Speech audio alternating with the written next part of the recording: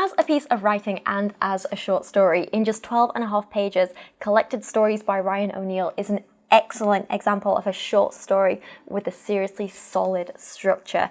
It has beautiful, vivid imagery, although sometimes disturbing at times. It uses some wonderful metaphors and figurative language. It has recurring themes and motifs throughout the story, which are all used with purpose and brought back at just the right times. And as a whole piece, it is damn emotional. At its core, Collected Stories is a story about a mother and a daughter and their relationship, but it's also so much more.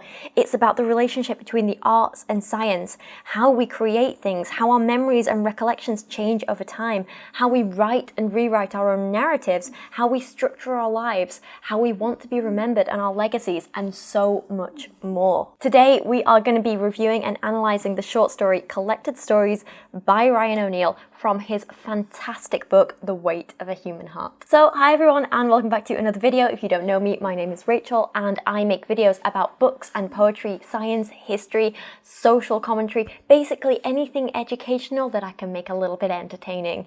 It's a lot of fun. I'm very, very happy to have you here. I don't think I've analysed a short story on my channel since we looked at some Oscar Wilde stuff way back, so very excited to be doing this today. Back when I was 21, 22, something like that, and that is quite a while ago because I'm not sure when you're going to be seeing this video. I'm recording a few at once and staggering them so I can take my birthday week off. I'm just about to turn 29. Yeah, I'm edging closer to 30.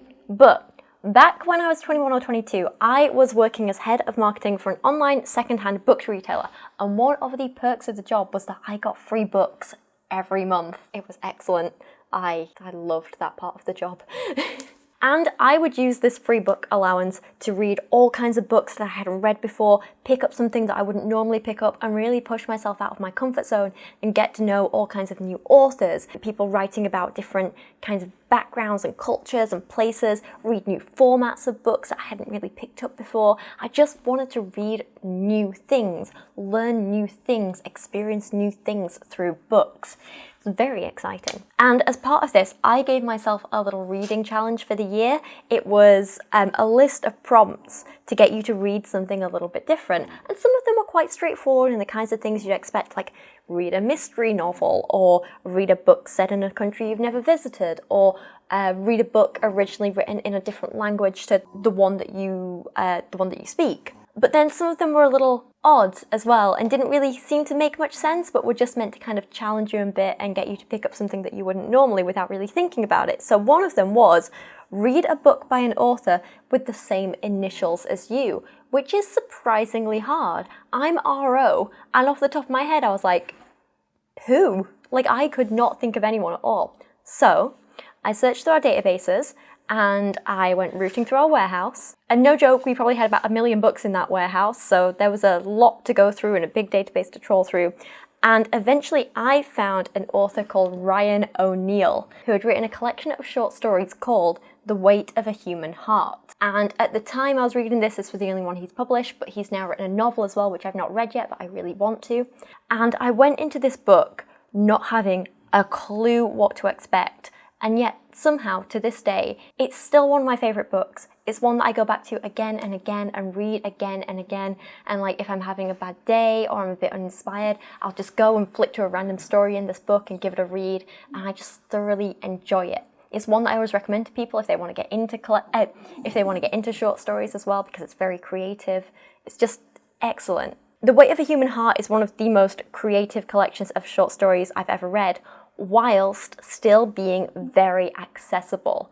It's not one of these that's too abstract that it kind of alienates people, or that's a bit too experimental and you think, what is going on here? What is happening? Is there even a narrative? It mixes creativity and accessibility in a fantastic way. I personally really love a short story collection because writers can really have fun and get creative and try out new formats or writing styles in a way that has purpose, but doesn't ever have a chance to get old or boring or feel forced like it would if they were writing a whole novel that way. I also kind of, in my head, and I don't know if this is going to make sense to many people, but I think of a lot of short stories as the poetry of prose, if that makes sense. What I always say about poetry is that there's a lot of meaning in very little words. It's like very concentrated meaning. It's all language used with a very specific purpose. And that's what's happening in most short stories, but it's still prose. In most short stories, everything is very deliberate. Every word is chosen and placed for a reason, with so much meaning that sometimes you can find more to analyse in a 10-page short story than you can in a 200-page novel. So if you do enjoy a good bit of in-depth literary analysis, but poetry is still a little intimidating for you, I think short stories are a great place to start. Ryan O'Neill's collection is one that I'm surprised isn't more well known. And he's a very interesting person as well as a very good writer. He was originally from Glasgow, but he's moved all around Europe and Asia and Africa before finally settling in Australia. And this is really reflected in his work. A big portion of his stories are set in the various places where he's lived, which is really cool. It makes it very diverse. There are a lot of different cultures explored in one collection, which I think is really cool. And they cover a whole range of themes and topics, including some really heavy stuff like family relationships and death and love and identity, and even big topics like the Rwandan genocide in the 90s. But what I really love about this collection as a lover of literature is how he uses form to tell different stories. And the collection isn't just here's some prose, here's a story, get on with it. It's not just prose, words. It's very creative. The collection has one story told through an exam paper and its answers, another which reads like a regular article, but then the story itself is kind of told through the footnotes, and we get this extra layer through these footnotes. There's another that details the history of a relationship through a series of graphs and diagrams and doodles. It's just very creative, and of course you do have the straightforward prose stories as well. So today I thought I would make a video about one of these stories. I am going to touch on one that is purely prose, just to kind of introduce you to the collection and make it quite accessible, but I'd love to make this kind of a series and go into some of the more creative ones that use the different formats and structures, because I think it's really cool if you guys enjoy it. So, the story I want to talk about today is the first one in the collection, and it's called Collected Stories. It's very basic in terms of structure, so this is more like a kind of typical short story than some of the others, but in terms of content and how it's written, I think it covers some really big themes in a really interesting place, and I think it's a good starting point to ease us in. In Collected Stories, our narrator is Barbara, and her mother is a famous, well-off, well-respected short story writer, and this story is about their relationship, and it's split into sections based on and named after the titles of whatever book her mother was working on at the time, which I think is a really cool little premise. The first part is called 12 Stories, Bearsden Press, 1996, and it opens with an introduction of our narrator's mother, Margaret Hatley, who is sitting at a typewriter writing, and we get these beautiful images of her hard at work. She would sit at her scarred wooden desk under the stained glass window in the hallway, sunlight harlequining the paper before her. Even now I see the top third of any page in a book as green, the middle blue, and the lower third as yellow. As she wrote, she would keep a cigarette burning in the ashtray at her elbow, occasionally blowing great smoky O's into the air. Throughout the section, we also learn that her mother uses these short stories as a way of kind of processing her own life and coming to terms with what's happened to her and kind of rewriting them sometimes as well. And so we learn she might not be the most reliable narrator. Barbara only knows of her father through her mother's writing, from the parts of him she put in stories, a limp way of reading the newspaper at arm's length. Whilst my mother wrote, my father was made of words. Beautiful way of saying the mother was in control. She was in charge of the narratives in the house and how things were viewed. Barbara's father not being there, we later learn he left and then he died. He never really feels like a real person to Barbara. Because of all his little quirks, he's treated like a caricature and not a fully fleshed out human that Barbara could have any real feelings for. We also learn a lot about the mother and her mental state. She's clearly overly anxious, she lacks self-esteem, and she's often obsessive in her work. We get some really great little lines which seem like they could be throwaways or just descriptors, but almost everything in this story is there with a purpose. Think of Chekhov's gun. If you put something in Act 1, it needs to go off in Act 3. And this story is littered with lots and lots of little guns. Not literally guns, but you know what I mean. There are these recurring motifs and themes which are developed and they pop back up later, mentions of actions which seem insignificant at the time, but then move the plot along and have this big impact later on. All very well done.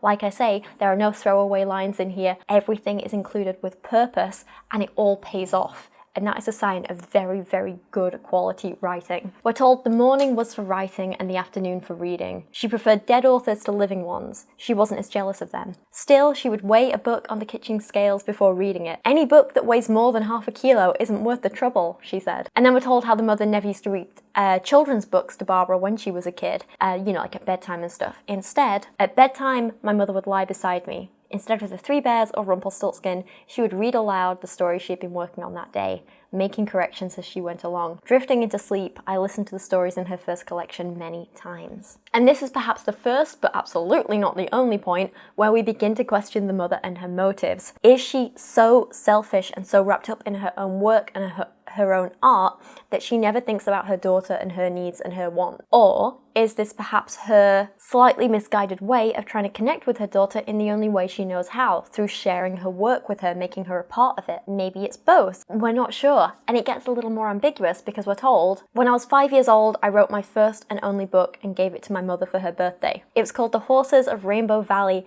and it was 5 pages long, bound with a piece of string I'd found in the garden. It was full of drawings of fairies and spiders and flower petals. I presented the book to my mother and then watched as she took her red pen to correct the spelling and punctuation. So the mother basically writes over everything, offers incredibly harsh criticisms, and then just hands it back to her kid, literally throwing the gift back in her face. The narrator's completely understandable response is, I tore the book in half and started to cry. And at this point, we do feel like the mother is completely the bad guy, a bit of a bitch. And here's your kid trying to reach out and connect with you and give you something nice, and you criticize it and you give it back. Clearly this is a formative and traumatic memory for Barbara, we can't argue with that, but surprisingly it seems to be pretty impactful on the mother in her life as well. Barbara tells us, there was one story in her collection that my mother never read to me at bedtime. It was called The Zebras of Cloud Valley, and it told of a young girl cheering her sick mother by writing a book for her. Critics consider it to be one of her most moving stories, and it has often been anthologized.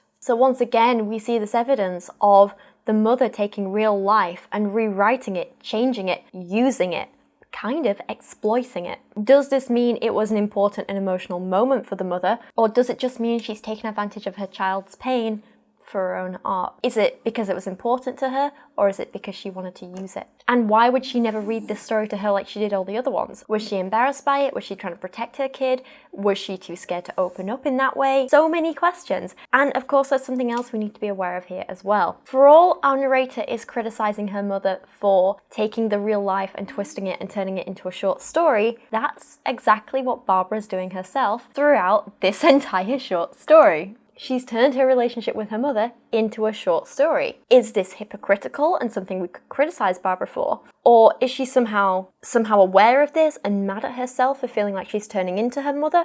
Or is this story a way of finally saying she understands her mother and her art a bit more, and she gets why she did it, and she wants to do the same? So many questions, so much ambiguity, so many interesting thoughts, so many things to discuss, and we're only on page 3. I love it. This is why I love literature. So exciting. And remember earlier when we saw that the mother never spoke about the father, she just vaguely wrote about him and made him into this kind of caricature. In the next section, which is titled A Serpent's Tooth and Other Stories, Penguin, 1980, we see the daughter feels the same thing is happening to her. It's hinted at the end of the last section, but now she explicitly tells us. By the time I was 13 years old, I had come to realize I would always be a minor character in my mother's life. She had never done more than sketch me in. And we also learn that the mother writes under a pseudonym, which the daughter feels she has become. She's not like this real person, but the mother's no longer kind of a real person or even seeing herself as a real person. She's just become one of her own characters in her own stories too. And this seems to be a pattern in the mother's life because of the incredibly ominous line, I didn't like to bring my friends home because of the way my mother looked at them. She unconsciously measured people for a story as an undertaker might measure them for a coffin, which to me is kind of a statement on the finality of immortalizing someone on a page in a short story. Once they're in there, that's it, it's over, that's how they'll be remembered forever. Skipping forward a little bit, and we get this part which feels like it should be cliched, but it isn't. And every time I read this, it makes my tummy do one of those uncomfortable little flips. It always shocks me, even when I know it's coming. So you get this moment of hope, and there's a flicker of love and warmth and kindness, and then it's just snatched away from you in the most cruel way. So on the day that Barbara is leaving for university, moving out for good, we get this little exchange. On the day I was to leave, my mother was sitting at her desk as usual, the light through the stained glass colouring the smoke that hung over her head. "Ah, Barbara," she said. "What do you think of this? Is it too much?" "I'm going now, Mum," I said, shouldering my bag. "David's given me a lift to the station." She looked down at the paper in front of her. "Wait, don't go yet. I love you," she said. "What?" I said, and she turned and looked at me, breathing out cigarette smoke. "The dialogue from the story. Wait, don't go yet. I love you. Is it too much, do you think?" "No, Mum, it's not too much," I said. "It's hardly enough." And I left. I think you can all read into that bit. I'm not going to over-explain it to you, but I just find it quite powerful. In our next section, titled The Abo and Other Stories, Hatley Press, 1986, we skip forward again in time to our narrator Barbara meeting the man who is to become her husband. Interestingly, he is an artist too, but he's a painter and he does tattoos. And throughout this section we see some stark contrasts and comparisons, but also some parallels between Mark, the artist, and Barbara's mother, the writer. And what's also interesting to note is that throughout all this, Barbara hasn't gone into art herself, but it's kind of gone the opposite way. She's gone into medicine and become a doctor. Kind of a stark contrast to the life of an artist, you know? We learn that Margaret, the mother, would not go to her daughter's wedding, her excuse being she was busy on a new collection, but whether that's true or not isn't really explored, and it doesn't really matter. It still has the same consequences. The story goes on and says, "After the honeymoon, I took Mark, the husband, to visit my mother for the first time. It was 2 years since I'd last seen her. She'd grown wrinkled like the spine of a book that's been opened too widely. Her hands were leprous with ink and nicotine, and the grey was showing in her hair." And I absolutely love how vivid that description is.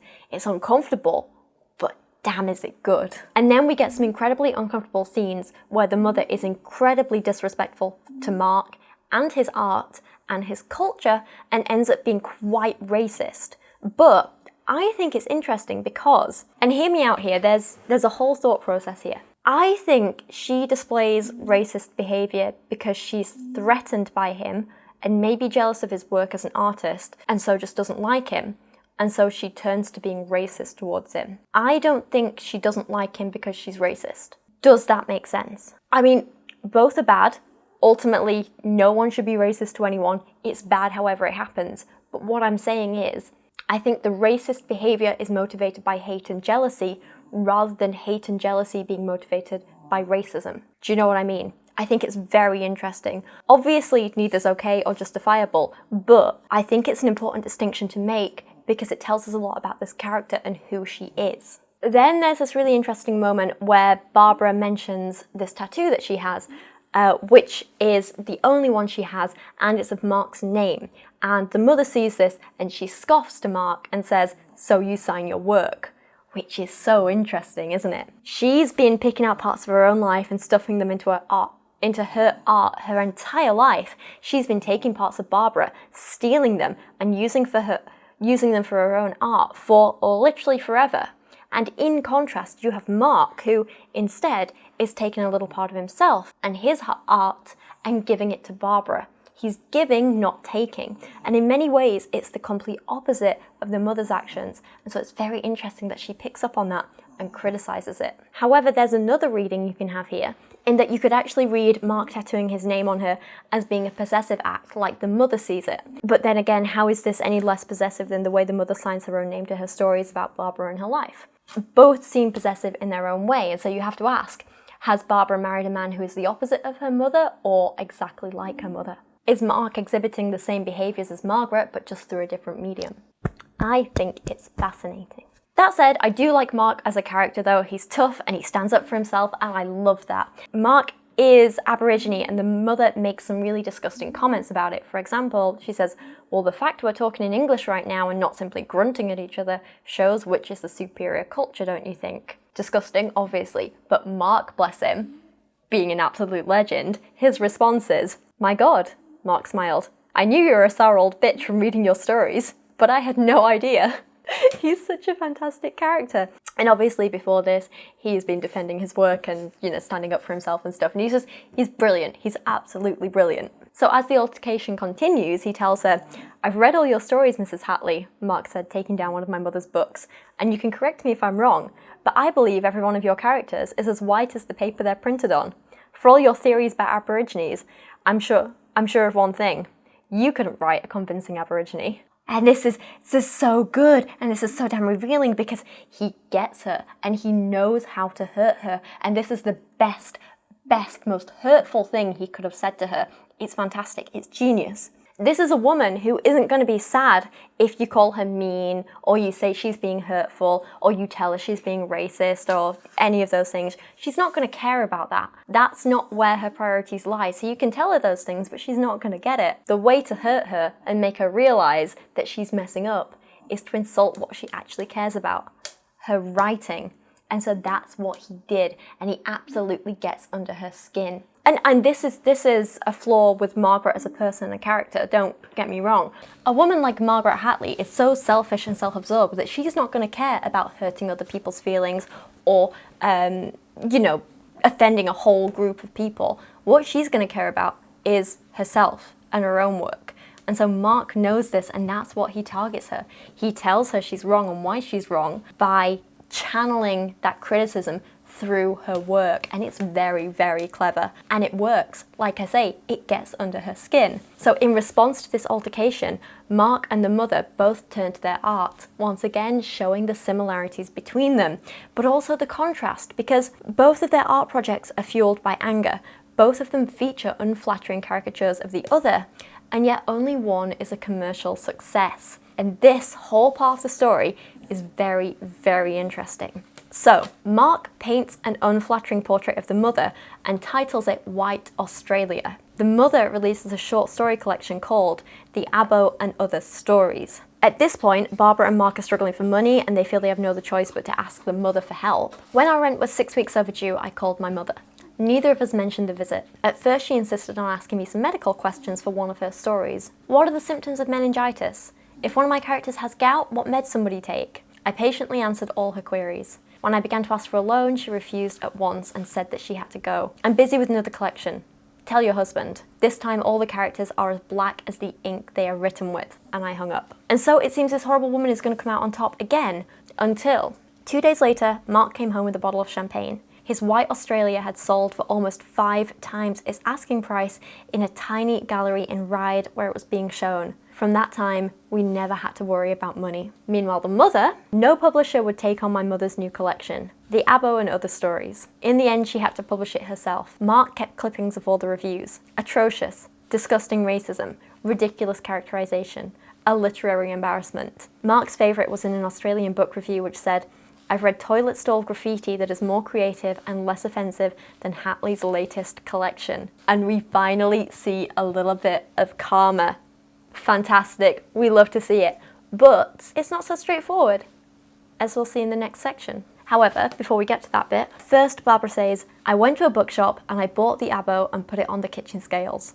It was 600 grams. So I didn't bother to read it. Fantastic. This is of course a reference back to the beginning where the mother said that any book over 500 grams isn't worth the trouble. So here is the daughter using her mother's own seemingly arbitrary, silly rule against her to discredit her own work. And it also shows how much the mother has lost her own way because she couldn't even stick to her own rules about what was good and what wasn't in quality writing. Her work was so fueled by hate and anger that it wasn't even good quality by any measure, even arbitrary ones. In the next section, which is titled The Good Daughter and Other Stories, Scribe 2003, we learn that for years the mother has just cut her daughter out of her life as though she doesn't exist, until one day there's a phone call from her and it mimics the very last phone call that they had, starting with medical questions. Hello Barbara, she said.